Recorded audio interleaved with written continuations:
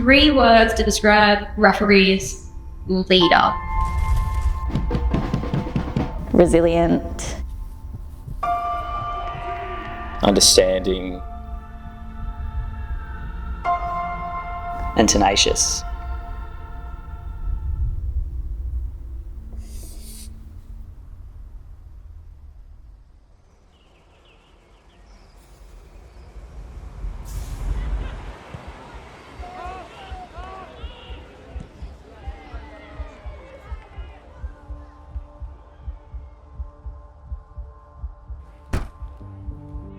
Getting out of the car has to be one of the hardest tasks for me. You're not sure what's going to happen and you have to be mentally prepared to referee this game. Today's game, not copying abuse, we're not copying dissent, I'm not going to tolerate it. So if anything happens, call me over straight away and I'll issue a caution. Refereeing is really hard. I think people underestimate how hard it really is. You're trying to control a game as well as dealing with the abuse from sideline benches, and it really is mentally, physically, emotionally demanding. So I think one of the hardest things that no one really understands about refereeing is the mental and emotional toll that comes into it.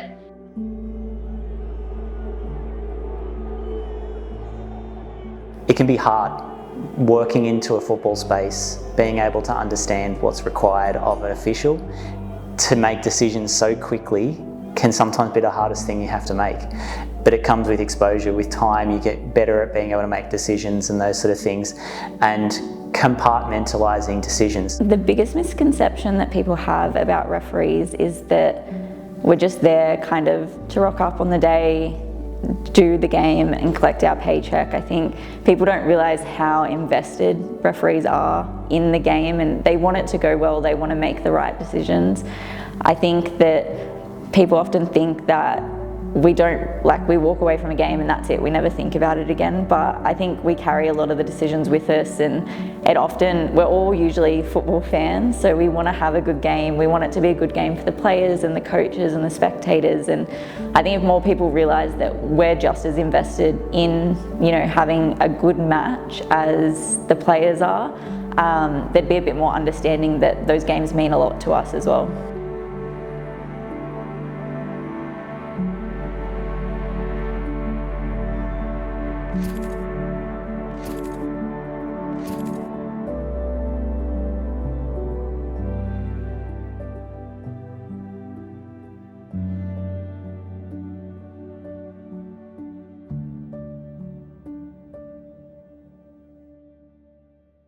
Social media, I think, has been some of the best and worst things to come in any aspect, but especially refereeing.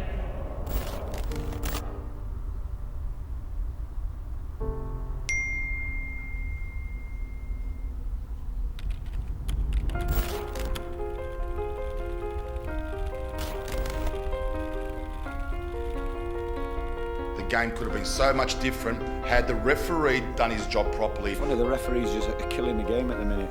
I'm just disgusted, to be honest. It's just ruining the game. It's slowing the progress of the game, it's slowing the momentum of the game. Make a decision, any decision, just get on with it. Who are we holding accountable? It's very hard to not read the comments, and it's very hard to not take what it's said too hard. I can remember quite clearly after one of our A-League women's matches, I was the assistant referee and we had sent off a player. And after the game, the clip had been posted on social media and the comments were pretty intense that we had gotten it wrong. They were in support of the player that had been sent off, and that we kind of just didn't know what we were doing and had, messed up the whole situation. And I think just the nature of the fact that we're all so much more online now, and we're all kind of looking at Instagram, looking at TikTok. There's only so far you can go to protecting yourself. You're eventually going to see something. When you think about those challenges, you've just got to be really open to what you're experiencing, what you're feeling, what your emotions are. If you try and bottle it up and you try and sort of conquer conquer the world by yourself. It's an obstacle there that I don't think anyone individually can do by themselves. You've got to welcome the fact that you're going to be under quite a bit of scrutiny, and people need those support systems. Whether it's an assessor or a coach, or whether it's just another teammate or someone else coming and saying, hey, you got it, or no, you didn't, but this is how we can improve on it. I think those learnings are going to be key for anyone, especially in that circumstance when you can hang your head and go, I'm really struggling, how do I do that? People love football. Doesn't matter where you come from, doesn't matter what country it's played in, everyone understands and looks at football, and I think that's a valuable thing to have, and that feeling that you have that you're giving back in some capacity, I think, is where I look at it. I think one of the greatest parts of refereeing is the community. People often think that refereeing is quite a lonely experience, and it can be when you're in the middle by yourself, but the referee community is really something special. I've met some of my best friends through refereeing and through football, and I'm really grateful to have so many people around me that understand what it's like to be out on that field, whether it's holding a whistle or holding a flag, and being able to build that community in football and then carry it into my everyday life is, really incredible. And I think sometimes I kind of wonder why I do it, and then I see the people that I get to work with, I see the opportunities I get to do, and I remember that that's why I do it. This is what it's all about.